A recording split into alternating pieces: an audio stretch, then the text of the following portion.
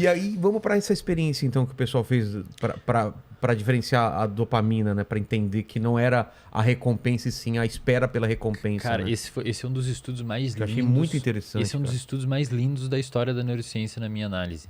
Foi um estudo desenvolvido pelo Schultz, um pesquisador, que ele descreveu que a dopamina, para ele, na ideia dele, ela é responsável pela predição de recompensa. Ela prevê uma recompensa. A dopamina é mais ou menos isso, tá? E isso é meio que uma motivação. Se você sabe que atrás daquela porta tem uma recompensa, você fica motivado em ir lá. Isso é dopamina. Você prevê uma recompensa. Se você chega lá e a recompensa não tá, você fica mal. Pô, previ uma recompensa e foi uma porcaria. E foi isso que esse pesquisador mostrou. O que te deixa mal? A queda de dopamina. A queda? A dopamina ela pode aumentar ou ela pode inibir, cara. Ela pode cair abaixo dos níveis basais. Então, eu venho com aquela expectativa e ela pode cair drasticamente quando eu não tenho a recompensa. E ela não cai pro nível onde tava. Ela cai pra baixo. Ela cai pra baixo daquela fase doido, tônica. cara. Imagina um copo, tipo, você sempre tem isso aqui de dopamina. Tá.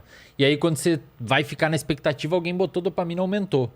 Quando você não tem a recompensa que você preveu, você pediu uma pizza mó bonita e veio uma porcaria de pizza, ela não volta pra cá, ela diminui. No final de campeonato. Sua dopamina tá aqui batendo Seu que time você toma pode um ser gol. campeão. Toma um gol e perde. Putz, Cara, se você fica tivesse mal. se tivesse e o mais interessante, Vilela, é que as mesmas regiões de prazer no nosso cérebro, onde está a dopamina e motivação, elas também são regiões responsáveis por dor. Então você quase sente uma dor mesmo, cara. Mas fica cara, mal, físico, assim, fica mal. Físico. E o Schultz, ele desenhou um estudo com macacos mostrando essa função da dopamina em prever recompensa. Ele pegou os macaquinhos, ensinou o macaquinho a ficar sentadinho numa cadeira e deu um suquinho de maçã, suquinho de laranja pro macaco, eles adoram, para condicionar o macaquinho. Isto é, ele queria mostrar pro macaquinho que isso daqui é gostoso. Tá. Primeira etapa, então, foi essa. Primeira etapa, ensinar o cérebro dele que isso daqui é dopaminérgico. Tá. Depois ele botou uma garrafinha aqui assim, o macaquinho na mesa, sentadinho, uma luz no teto e um botãozinho. Tá. E um eletrodo fincado lá na cabeça do macaco, medindo a atividade do sistema de recompensa dopaminérgico do macaco. Né? O que ele percebeu? Ele percebeu, até então se achava, que a dopamina ia aumentar quando o macaquinho tomava o suco. Claro. Só que ele percebeu que depois que você ensina o macaquinho que sempre que acender a luz, se ele apertar 10 vezes no botão ele ganha o suco, ele percebeu que a dopamina aumenta quando a luz acende. A expectativa. A expectativa. Acendeu a luz, se eu apertar 10 vezes aqui, vai vir a recompensa. Porque quando não acendia a luz, não adiantava ele apertar o botão que não ia... Não tinha dopamina. Então a dopamina aumenta quando ele vê o sinal, cara. E isso é muito importante pra gente falar sobre vícios. Porque muitas pessoas viciadas em drogas, cigarro, álcool, pornografia, as pessoas não gostam daquilo, mas elas precisam daquilo. Você pergunta para um usuário de cocaína, você curte? Eu não odeio, cara. É uma merda. Só que eu preciso. A dopamina aumenta tanto que leva ele a buscar aquilo. Entendi. Só que ele não gosta. É por isso que dopamina não é sobre prazer. A pessoa não sente prazer em usar droga, mas ela precisa. Ela sente motivada. E com o macaquinho, ele viu também que quando o macaquinho aperta 10 vezes e não vem o suco, a dopamina inibe. Como assim? Ele acendeu a luz. Tá. Buf, dopamina. Foi pra lá. Apertou 10 vezes. Não veio? Veio a garrafinha, mas tinha água. E aí? A dopamina, puf, cai lá no chão.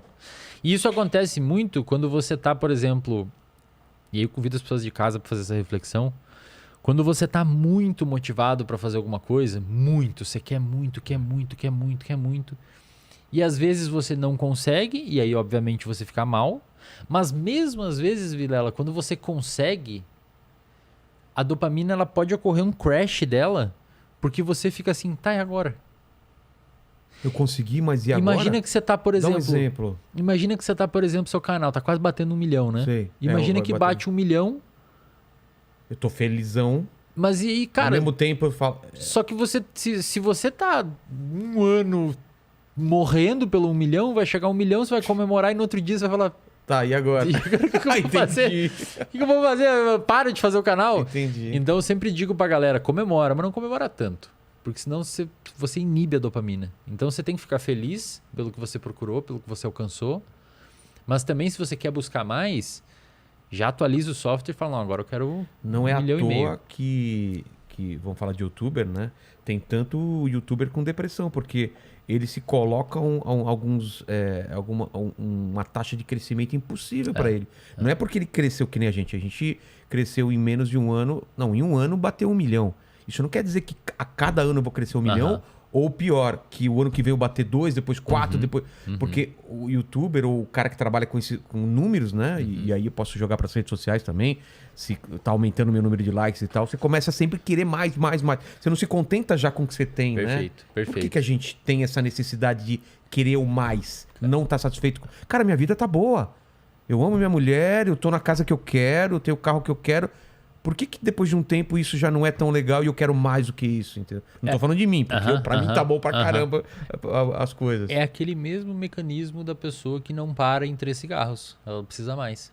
Tá. O seu cérebro começa a visitar um ambiente onde ele gosta e ele quer te levar mais vezes lá. Mas por que a gente não se acostuma e não consegue achar prazer numa coisa recorrente, mas que é boa? Não sei se eu me expliquei direito. Por exemplo, vamos dar o exemplo do macaquinho. Se toda vez que ele aperta, toda vez que acende a luz e ele aperta e vem o suquinho, e ele continua fazendo isso e não dá erro, sempre acontece isso, chega um ponto que ele deixa de ter prazer também da expectativa, porque ele tem certeza que vai acontecer.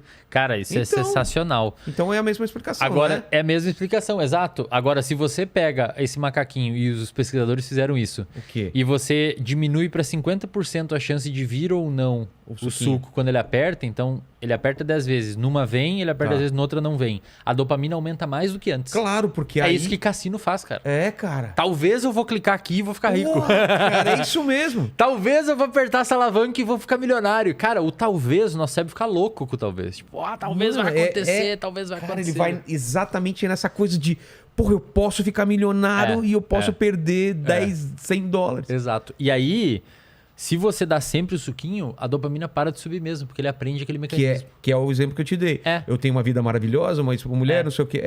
Essa vida é todo dia. Perfeito. Mas é boa. Só que aí que tá, Vilela. Você é um cara que provavelmente tem o que a gente chama de serotonina alta também.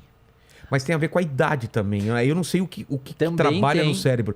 Porque mais novo, talvez você não ficaria satisfeito. Só que mais velho, você entende que não é qualquer pessoa que atingiu aquilo e o quanto foi difícil você estar nesse lugar. Eu acredito, assim, eu conheço youtubers que a gente vê já notícias aí de youtubers grandes com depressão e tal. Essa galera... Podemos falar até do Whindersson, né? Ver os números do Whindersson e ele tava há um tempo atrás triste, cara. Aí você pensa, como que um cara que tem o que ele tem, que atingiu? Porque a expectativa dele sempre tá aumentando, eu acho, não é? É a pressão. Sempre tá aumentando. Acho que existem mais coisas aí que o cara provavelmente deve sustentar indiretamente umas 500 muita famílias. gente Então, depende dele. O cara é foda. É uma Tem os pressão haters gigante. também. Exato. Mas eu acredito que pelo fato dele ter começado novo... E aí você acertou em cheio. A galera que começa muito nova, ela nem consegue criar o que você mencionou antes. Uma perspectiva de onde você estava. Por que a idade tem a ver com isso? Porque a idade você consegue... Bom, vamos falar disso, vai demandar um tempinho também de neurodesenvolvimento do cérebro. Mas só para fechar o do Whindersson, eu acredito que o Whindersson não tem como saber o porquê que ele desenvolveu depressão, só um clínico que acompanha ele sabe disso. Mas muito provavelmente esse excesso de dopamina e muita coisa acontecendo e o cara super poderoso e tal. Show para 50 mil pessoas. E daí, tem que fechar lugar para ele poder ir e tal. Acredito que isso meio que descompensou o sistema dopaminérgico dele. Então é muita dopamina fásica, aquela tônica diminuiu e ele começou a ficar triste. Entendi. E aí nada mais deixa ele prazeroso, nada mais faz ele ter motivação. Então isso é um ponto. E os youtubers que começam muito novo, Vilela, eles de fato... Que é a maioria. Que é a maioria. Gamers, galera de vlog e tal. Eles estão numa época em que o cérebro deles está muito mais suscetível à dopamina. Eu sempre digo nos podcasts aí, ainda não tomei nenhum processo, felizmente, mas eu sempre digo que a adolescência é uma limitação neurológica. Porque na adolescência... Lembra daquela região do cérebro que eu te falei, do córtex pré-frontal? Sei. A adolescência ele não está maduro ainda. O córtex pré-frontal de um ser humano Pô, então termina... meu filho de 4 anos, então, tá Não, super... super não. Ele não... Por isso que muitas vezes ele pode ser impulsivo, etc. Chora pra caramba por uma besteira. Exato. O córtex não, aí eu tô pré-frontal... falando de mim, não. Meu filho é mais adulto nesse ponto do que eu. O córtex pré-frontal, ele termina de amadurecer com 20 e poucos anos, cara. 25 anos em média. Faz sentido, cara. E olha que Que é a interessante. época que eu realmente eu consegui entender melhor as coisas. Por isso que você ouve muita gente falando assim, cara, se eu tivesse essa cabeça que eu tenho hoje, quando Aos eu tinha 20. aos 20, né? É. E olha que interessante, Vilela. Esse não amadurecimento do córtex pré-frontal antes dos 25 explica muita coisa. Por exemplo, primeiro, córtex pré-frontal é uma região que a gente tem atrás da testa. É uma região envolvida com controle atencional. Então, pacientes que têm transtorno de déficit de atenção, eles têm uma diminuição da dopamina do córtex pré-frontal. A gente pode falar isso mais para frente. Tá. Córtex pré-frontal, Marca pra gente não esquecer. falar do TDAH.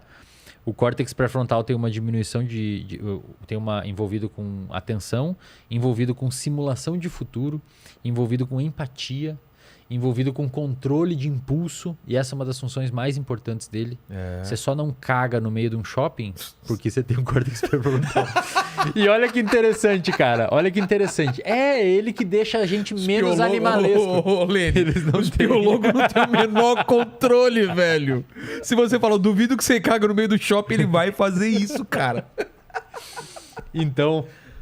E olha que interessante, Vilela. O álcool, ele inibe o córtex pré-frontal. Por isso que às vezes você pode cagar no meio do shopping quando você bebe demais. O álcool, ele inibe o córtex pré-frontal. Cara, você não tem filtro. Tá. Quando você tá muito velho, o córtex pré-frontal é uma das primeiras regiões a se deteriorar. Que também os velhão falam cara, também. Por isso o Silvio Santos, já viu o Silvio Santos nos programas? Sei lá, você tá feia. Pô, fala isso ao vivo, velho, tá louco?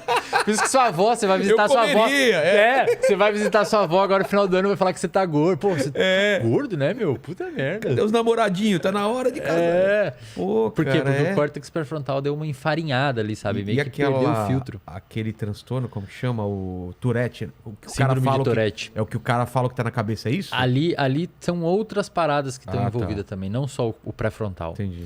E o pré-frontal termina de amadurecer em média, tá? Em algumas pessoas antes, outras depois, dependendo de fatores, traumas, faz muito sentido, por isso que não consegue lidar direito com o sucesso, com uns números um pouco mais baixos. E olha que merda, cara. Antes do o córtex pré-frontal, então a gente pode dizer de maneira bem geral que ele é uma região do cérebro envolvida com controle um controle inibitório, ele freia o seu comportamento, tá? E ele regula a sua emoção. Então, às vezes você está muito triste, está muito ansioso, está muito para baixo. Algumas regiões do meio do seu cérebro, a amígdala, lá do sistema límbico, no meio do seu cérebro, se ativam, deixam você ficar mais ansioso e mais triste. E o córtex pré-frontal meio que inibe quando você pensa assim, não, mas peraí, eu tô triste por quê? Tá tudo bem, tá tudo certo. Por que eu tô ansioso? Tô bem, tem um podcast, tô aqui, tá legal, galera e tal. E isso, o seu córtex pré-frontal aumenta a atividade, meio que silencia aquelas regiões que estão liberando essa ansiedade em você. Tá. No adolescente, primeiro, o córtex pré-frontal tá hipofuncional, não tá funcionando direito. Então, o adolescente tem um controle emocional pior. E pode ver, eles têm mesmo. Quando o adolescente não tem um controle emocional muito bom, eles ficam muito raivoso, etc, etc. Segundo, no adolescente, o sistema de recompensa deles, Vilela, é extremamente ativo. Então é a receita para dar problema.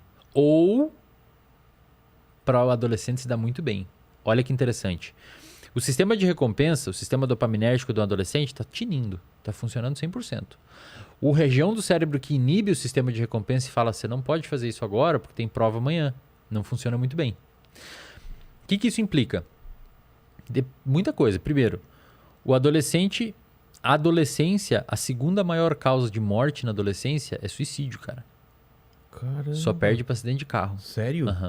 Adolescente é o nicho de idade que mais tira a própria vida. Porque não aceita?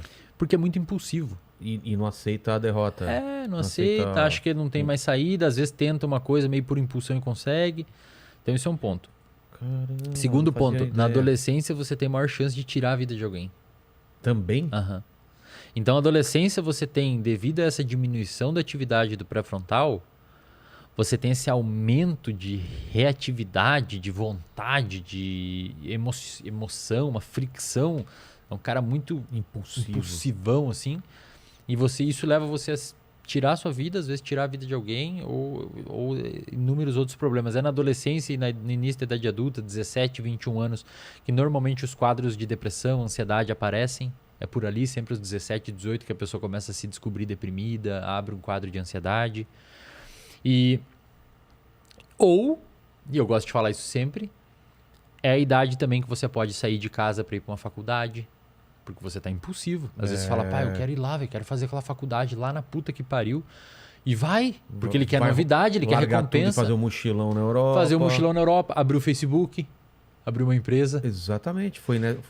Então isso que eu quero que a galera entenda, Vilela. Quando eu falo aqui, eu não tô dizendo pro lado ruim só.